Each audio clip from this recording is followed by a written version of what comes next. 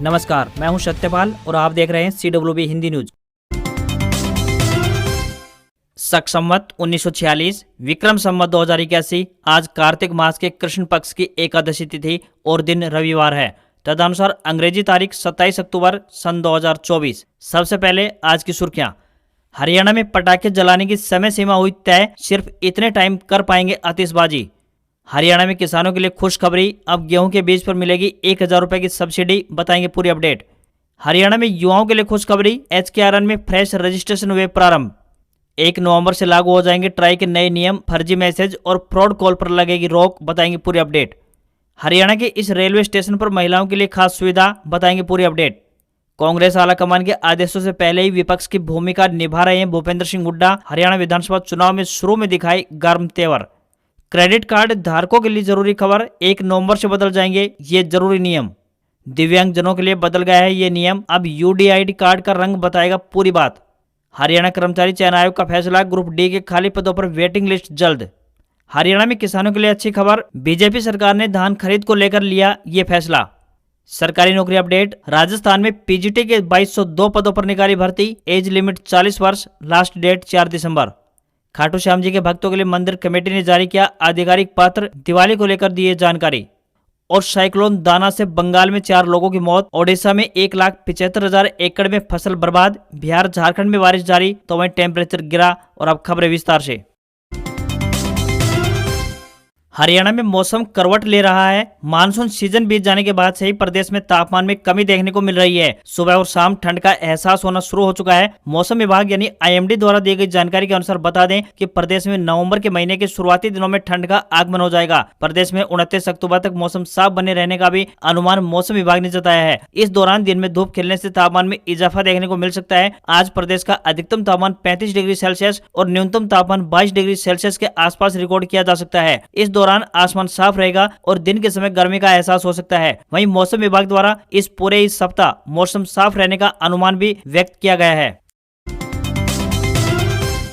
केंद्रीय चिड़ियाघर प्राधिकरण नई दिल्ली द्वारा लोअर डिवीजन क्लर्क के पदों पर भर्ती के लिए आवेदन मांगे गए हैं। आपको बता दें कि ये भर्तियां कॉन्ट्रैक्ट आधार पर की जाएंगी। जो भी इन पदों पर आवेदन भेजने के इच्छुक हैं वह ऑफलाइन माध्यम से अपने आवेदन भेज सकते हैं। इन पदों के लिए महिला व पुरुष दोनों वर्गों के आवेदक आवेदन कर पाएंगे। इच्छुक उम्मीदवार रजिस्टर्ड डाक के माध्यम से या फिर स्वयं जाकर अपने आवेदन जमा करवा सकते हैं। आवेदन करने की आखिरी तारीख 31 अक्टूबर 2024 है। इन पदों के लिए उम्मीदवार 12वीं पास होना चाहिए तथा कंप्यूटर पर अंग्रेजी टाइप में 35 शब्द प्रति मिनट या फिर हिंदी टाइप में 30 शब्द प्रति मिनट की गति होनी चाहिए। न्यूनतम आयु 18 वर्ष और अधिकतम आयु 27 वर्ष तय की गई है। इन पदों के लिए आपको ऑफलाइन आवेदन भेजने होंगे।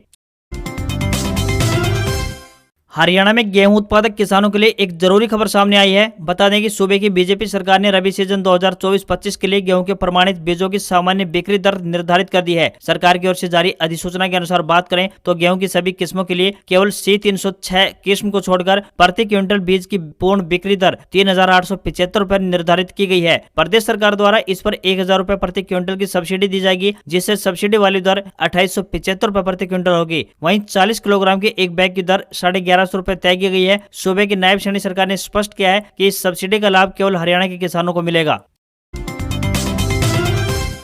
दिवाली का त्योहार आने वाला है, ऐसे में सरकार अपने कर्मचारियों की दिवाली खास बनाने की तैयारी कर रही है। हरियाणा के सरकारी कर्मचारियों की दिवाली इस बार कुछ ज्यादा ही रोशनी भरी होगी। हरियाणा में नई नई नायब सैनी सरकार बनी है। सत्ता में आते ही सरकार ने कर्मचारियों के हित में फैसले लेने भी शुरू कर दिए हैं। किसी भी कर्मचारी का त्योहार खराब ना हो, इसके लिए नायब सैनी सरकार ने कई घोषणाएं की है। ग्रुप डी कर्मचारियों को भी सरकार ने शानदार दिवाली गिफ्ट दिया है। नायब सैनी सरकार ने हरियाणा के ग्रुप डी कर्मचारियों को 12,000 रुपए फेस्टिवल एडवांस के रूप में देने की घोषणा कर दी है। खास बात यह है कि इस एडवांस पर कोई भी इंटरेस्ट नहीं लिया जाएगा। बता कि इन रुपयों को 10 आसान किस्तों में वापस कर पाएंगे, यानी कि कर्मचारियों को हर महीने 1200 रुपए चुकाने होंगे। दिवाली पर्व से पहले नायब सैनी सरकार ने सरकारी कर्मचारियों का महंगाई भत्ता यानी कि DA 3% बढ़ाने की घोषणा भी कर दी है। कर्मचारियों के साथ साथ पेंशन भोगियों को DA में भी वृद्धि का लाभ मिलेगा। कर्मचारियों को यह बढ़ा हुआ भत्ता जुलाई 2024 से मिलेगा, यानी कि कर्मचारियों को 4 महीने का एरियर भी प्रदान किया जाएगा। हरियाणा में महंगाई भत्ता यानी DA पहले 50% था, जो अब बढ़कर 53% हो चुका है। साथ ही सरकार ने घोषणा की है कि अक्टूबर की सैलरी इस बार एक दिन पहले ही आ जाएगी, यानी सरकार ने फैसला किया है कि राज्य के सभी कर्मचारियों और पेंशन धारकों को वेतन और भत्ता और पेंशन 30 अक्टूबर को ही मिल जाएंगे। हरियाणा में त्योहारी सीजन पर आतिशबाजी करने के शौकीन लोगों के लिए एक जरूरी खबर सामने आई है। राज्य में दीपावली पर्व के अवसर पर पटाखे जलाने के लिए समय सीमा निर्धारित की गई है। लगातार बढ़ रहे वायु प्रदूषण को रोकने के लिए फरीदाबाद, गुरुग्राम और चंडीगढ़ प्रशासन ने इस संबंध में आदेश जारी किए हैं। गुरुग्राम उपायुक्त निशांत कुमार यादव ने अपने आदेश में कहा है कि जिले में पटाखों के उत्पादन और बिक्री पर पूर्णतः रोक लगाई गई है। यह पाबंदी 22 अक्टूबर से अगले साल यानी 31 जनवरी तक रहेगी। इस दौरान बेरियम सोल्ट वाले पटाखों के उत्पादन, बिक्री और पटाखे जलाने पर प्रतिबंध रहेगा। हालांकि ग्रीन पटाखे जलाने पर किसी तरह की कोई रोक नहीं होगी। गुरुग्राम और फरीदाबाद में दिवाली पर्व और गुरु पर्व के दिन रात 8 बजे से लेकर 10 बजे तक ग्रीन पटाखे जलाए जा सकते हैं। इसी तरह से क्रिसमस यानी कि 25 दिसंबर से एक दिन पहले रात को 11:55 से लेकर 12:30 बजे तक ग्रीन आतिशबाजी की जा सकती है। वहीं नए साल पर भी रात 11:55 से लेकर रात 12:30 बजे तक आतिशबाजी कर सकेंगे। चंडीगढ़ की बात करें तो यहाँ सिर्फ दिवाली पर ग्रीन पटाखे जलाने की ही अनुमति दी गई है। यहाँ पटाखों की बिक्री के लिए 12 जगहों पर 96 अस्थायी स्टॉल लगाए जाएंगे। सिर्फ इन्हीं जगहों पर पटाखे बिक्री की इजाजत रहेगी। यहाँ 29 अक्टूबर से पटाखों की बिक्री प्रारंभ हो जाएगी। हरियाणा विधानसभा चुनाव में मिली हार के बाद कांग्रेस की तरफ से विधायक दल का नेता कौन होगा, इस बारे में फैसला पार्टी हाईकमान की तरफ से किया जाएगा। लेकिन उससे पहले ही भूपेंद्र सिंह हुड्डा का विपक्ष का नेता बनना तय माना जा रहा है। विधानसभा के एक दिवसीय सत्र के दौरान पूर्व मुख्यमंत्री भूपेंद्र सिंह हुड्डा एक अलग ही अंदाज में नजर आए। अब तक मिले संकेतों के अनुसार हुड्डा ही विधानसभा में विपक्ष के नेता बनते नजर आ रहे हैं। हाल ही में विधानसभा चुनाव में पार्टी को 37 सीटों पर जीत हासिल हुई है, जिनमें से 1 दर्जन सीटों पर टिकटों का बंटवारा ठीक से नहीं हो पाने के आरोप लगे हैं। बता दें कि सर्वसम्मति के बाद स्पीकर का चुनाव होने के बाद मुख्यमंत्री और मंत्री हरविंद्र कल्याण को कुर्सी पर बैठाने के लिए गए, तब विपक्ष के विधायकों को अपने साथ ले जाना भूल गए, जिस पर पूर्व मुख्यमंत्री भूपेंद्र सिंह हुड्डा द्वारा आपत्ति दर्ज कराई गई। तब मुख्यमंत्री नायब सिंह सैनी अपनी गलती स्वीकार करते हुए उन्हें अपने साथ डाइस पर ले गए। वहीं अनिल विज और महिपाल डांडा के बीच हुई बहस के दौरान भूपेंद्र हुड्डा कई बार गर्म होते नजर आए, लेकिन उन्होंने संयम बरकरार रखा।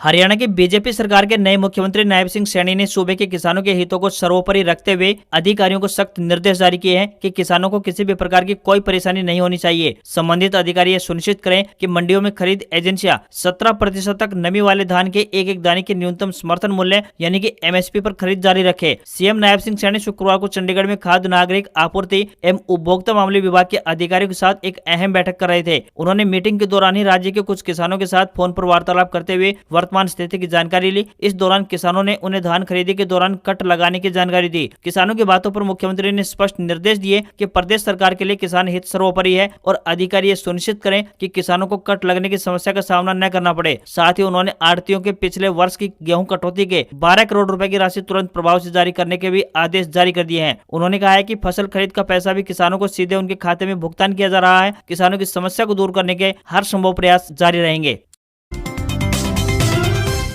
भारतीय रेलवे ने महिलाओं को सम्मान देने की दिशा में एक और नई पहल की शुरुआत की है। रेलवे स्टेशन पर महिलाओं को किसी भी तरह की परेशानी न झेलनी पड़े, इसके लिए निरंतर बेहतर सुविधाएं उपलब्ध कराने के प्रयास जारी हैं। इसी कड़ी में रेलवे प्रशासन ने एक और महत्वपूर्ण कदम उठाया है। रेल में सफर के दौरान महिलाएं स्वस्थ व स्वच्छ रह सके, इसके लिए धर्मनगरी कुरुक्षेत्र रेलवे स्टेशन पर 2 निःशुल्क सैनिटरी नैपकिन मशीनें लगाई गई है, जिससे कि महिलाएं अब बिना पैसे खर्च के ही पैड ले पाएंगी। रेलवे स्टेशन पर लगी है 100 पैड की क्षमता वाली ऑटोमेटिक निःशुल्क सैनिटरी नैपकिन मशीन महिला यात्रियों के लिए काफी अहम सुविधा साबित हुई है। रेलवे स्टेशन पर लगी इस मशीन को देखकर महिला यात्रियों ने खुशी जाहिर करते हुए कहा है कि भारतीय रेलवे का यह बहुत ही सराहनीय कदम है और इसके लिए महिलाएं रेलवे का हार्दिक आभार व्यक्त करती हैं। महिलाएं इन मशीनों से निःशुल्क नैपकिन लेकर रेलवे के प्रयास की जमकर सराहना कर रही हैं। इन मशीनों की उपयोगिता बढ़ने के बाद जल्द ही जिले के दूसरे रेलवे स्टेशनों पर भी लगाए जाने की योजना बनाई जाएगी, ताकि अधिक से अधिक महिलाओं को इसका लाभ मिल सके।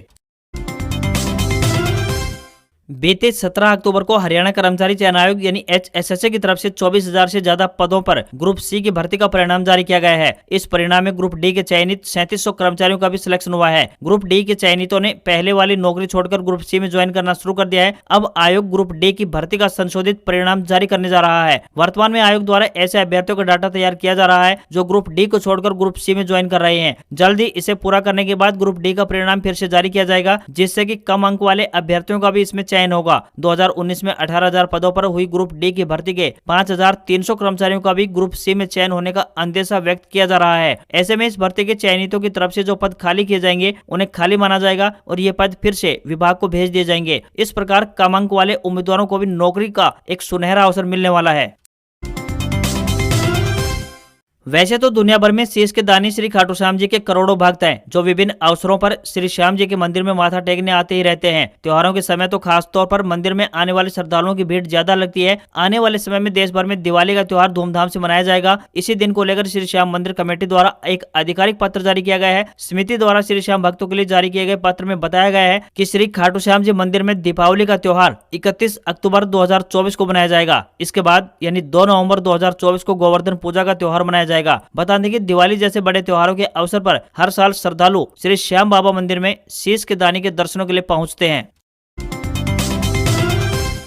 अक्टूबर का महीना अब समाप्ति की ओर है। जल्द ही नवंबर महीने की शुरुआत होने वाली है। 1 नवंबर से कई बड़े नियमों में बदलाव देखने को मिल सकता है। इसमें सबसे अहम ट्राई के नियम है। 1 नवंबर 2024 से नए नियमों को देश में लागू कर दिया जाएगा। 1 नवंबर से आपके फोन पर आने वाले सभी मैसेज पर निगरानी पहले से और भी तेज हो जाएगी। अगर आसान भाषा में इसे कहा जाए तो आपके मोबाइल पर आने वाले सभी तरह के फर्जी कॉल और मैसेज रोकने के लिए ही इस नए सिस्टम को लागू किया जा रहा है। इसके लागू होने से फर्जी कॉल और मैसेज को काफी आसानी से पहचाना जा सकेगा। अगर आप चाहते हैं कि कोई मैसेज या कॉल आपको ना मिले तो इसे ब्लॉक करने का भी आपको ऑप्शन मिलने वाला है। ट्राई की तरफ से अगस्त महीने में ही सभी टेलीकॉम कंपनियों को निर्देश जारी कर दिए गए थे कि बैंक, ई कॉमर्स साथ ही फाइनेंशियल इंस्टीट्यूशन से आने वाले ऐसे सभी मैसेज को ब्लॉक किया जाए जो टेली मार्केटिंग प्रमोशन से जुड़े हुए हैं। साथ ही नए नियम के लागू होने को लेकर परेशानी भी बन सकती है। इसे जरूरी बैंकिंग मैसेज और OTP मिलने में भी देरी हो सकती है। ऐसे में ऑनलाइन पेमेंट में थोड़ी प्रॉब्लम अवश्य हो सकती है। टेलीकॉम ऑपरेटर ने बताया कि 1 नवंबर से नया सिस्टम लागू होने के लिए एकदम से तैयार है। क्रेडिट कार्ड धारकों के लिए एक जरूरी अपडेट है। 1 नवंबर से क्रेडिट कार्ड से जुड़े कुछ नियमों में बदलाव होने जा रहा है। ICICI बैंक कई क्रेडिट कार्ड के बेनिफिट्स में कटौती करेगा, जिसमें एयरपोर्ट लाउंज एक्सेस और इंश्योरेंस शामिल है। 15 नवंबर 2024 से क्रेडिट कार्ड से सरकारी लेन देन पर रिवार्ड नहीं मिलेंगे। हर महीने 1 लाख से ज्यादा फ्यूल खर्च पर फ्यूल सरचार्ज छूट नहीं मिलेगी। तो वहीं ICICI बैंक के ड्रीम फॉक्स कार्ड पर अब स्पा एक्सेस नहीं मिलेगा। यूटिलिटी पेमेंट 50,000 से ज्यादा होने पर 1% चार्ज भी देना होगा। साथ ही SBI ने भी अपने क्रेडिट कार्ड ट्रांजैक्शन फीस को अपडेट किया है। SBI वित्त शुल्क 3.75% प्रति माह बढ़ाया गया है। SBI रुपए कार्ड से यूटिलिटी पेमेंट 50,000 रुपए से अधिक होने पर 1% चार्ज देना होगा। SBI के ये सभी चार्ज 1 दिसंबर 2024 से लागू होंगे।